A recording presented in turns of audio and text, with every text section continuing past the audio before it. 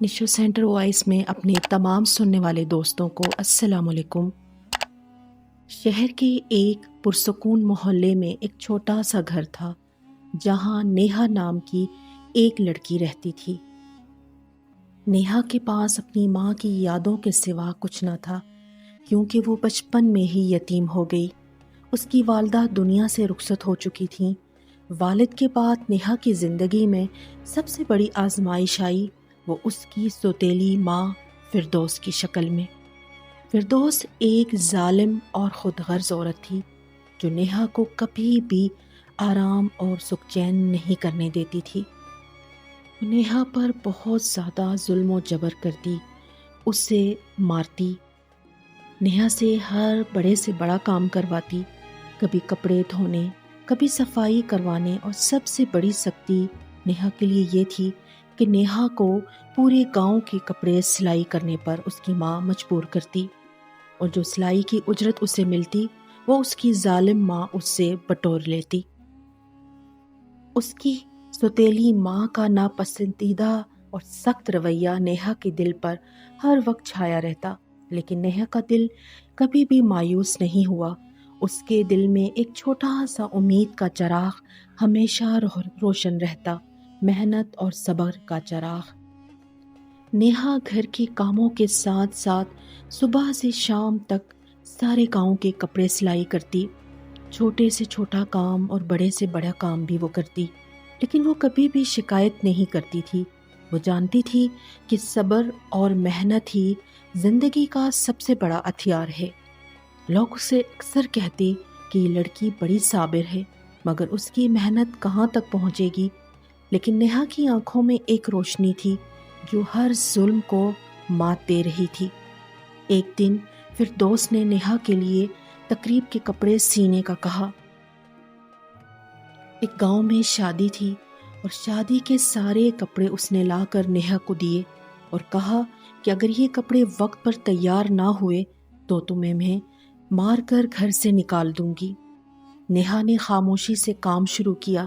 رات کے اندھیروں میں بھی کانٹے کے زخم سہتے ہوئے وہ کپڑے سیتی رہی۔ اس کی محنت میں ایک عجب سکون اور قوت تھی جسے کوئی بھی سمجھ نہیں سکتا تھا۔ نیہا کی محنت اور صبر کی کہانی شہر کے لوگوں کے کانوں تک پہنچی۔ ایک بزرگ تاجر نے اس کی بہت تعریف کی اور کہا، بیٹی، تمہاری محنت اور صبر واقعی لاجواب ہے۔ ایک دن یہ دنیا تمہارے قدموں میں ہوگی۔ نیہا نے مسکرا کر جواب دیا، سب کچھ صبر اور ایمان سے ممکن ہے۔ ایک دن ہوا یوں کہ نیہا کی کہانی بغداد کے بادشاہ الحسن تک پہنچی۔ بادشاہ الحسن کو شہر کے لوگوں نے بتایا کہ ایک یتیم لڑکی اپنی محنت سے سب کو حیران کر رہی ہے، اور وہ اپنی سوتیلی ماں کی بلا وجہ سختیوں اور ظلم کے باوجود کبھی بھی ہار نہیں مانتی۔ بادشاہ نے سنا تو فوراً فیصلہ کیا کہ وہ خود نیہا سے جا کر ملیں گے۔ ایک دن بادشاہ الحسن کے دربار میں اطلاع ملی کہ نیہا وہاں آنے والی ہے۔ نیہا کا دل زور زور سے دھڑک رہا تھا۔ نیہا بہت سعادت مند اور با اخلاق لڑکی تھی۔ اس نے اپنے ہاتھوں سے تیار کیے ہوئے کپڑے اور سلی ہوئی کچھ چیزیں تحفے کے طور پر بادشاہ کو پیش کیں۔ بادشاہ نے نیہا کو غور سے دیکھا اور پھر مسکرا کر کہا، بیٹی، تمہاری محنت، صبر اور ایمانداری نے مجھے بہت متاثر کیا ہے۔ تمہارے جیسے لوگ ہی حقیقی طاقت رکھتے ہیں۔ اس کی سوتیلی ماں فردوس، جو اس وقت دربار میں موجود تھی، وہ بہت حیران بھی ہوئی اور جیلس بھی۔ وہ یہ سوچ رہی تھی کہ بادشاہ اسے بہت زیادہ ڈانٹے گا، لیکن اس کے برعکس بادشاہ نے اسے بہت زیادہ عزت دی۔ اس کی ماں یہ سوچ رہی تھی کہ یہ لڑکی یتیم ہے، مگر حقیقت میں وہ ایک قوت اور حوصلے کی مثال بن چکی تھی۔ بادشاہ الحسن نے فیصلہ کیا کہ نیہا کی محنت کی قدر کی جائے گی اور اسے اپنے محافل میں شامل کیا جائے گا۔ نیہا کی زندگی اس دن سے بدل گئی۔ اس کی سچائی اور صبر نے نہ صرف اس کی تقدیر بدلی، بلکہ وہ دوسرے یتیم بچوں کے لیے بھی ایک روشنی بن گئی۔ نیہا نے اپنی محنت اور صبر کی کہانی میں لوگوں کو یہ سبق دیا کہ ظلم اور مشکلات زندگی کا حصہ ہو سکتے ہیں، لیکن صبر، محنت اور ایمان کے ذریعے کوئی بھی اپنی تقدیر بدل سکتا ہے۔ سال یوں ہی گزرتے گئے اور نیہا نے نہ صرف اپنے لیے بلکہ دوسرے بچوں کے لیے بھی مواقع پیدا کر دیے۔ اس نے ایک چھوٹا سا مرکز بنایا جہاں یتیم اور مظلوم لڑکیوں کو تعلیم اور ہنر سکھایا جاتا۔ نیہا خود انہیں سلائی کڑھائی کا کام سکھاتی۔ نیہا کی محنت اور صبر کی کہانی بغداد کے ہر گوشے میں مشہور ہو گئی۔ ایک دن شہر بغداد کی ایک مظلوم اور یتیم لڑکی نیہا کے پاس آئی اور پوچھنے لگی کہ یہ سب کیسے ممکن ہوا۔ نیہا نے مسکرا کر جواب دیا کہ جو دل میں صبر اور محنت رکھتا ہے، اللہ اس کے راستے ہمیشہ روشن کرتا ہے۔ کبھی ہمت نہ ہارنا، تمہارے اندر بھی وہ روشنی ہے جو دنیا کو بدل سکتی ہے۔ اس دن سے نیہا کی کہانی ہر دل میں امید اور صبر کا پیغام بن گئی۔ نیہا کی کامیابی دیکھ کر اس کی سوتیلی ماں دل ہی دل میں جلنے اور کڑنے لگی، لیکن وہ جانتی تھی کہ ظلم اور تکلیف سے کچھ حاصل نہیں ہوتا، بلکہ حوصلہ اور ایمانداری ہی انسان کو اعلیٰ مقام تک پہنچا سکتی ہے۔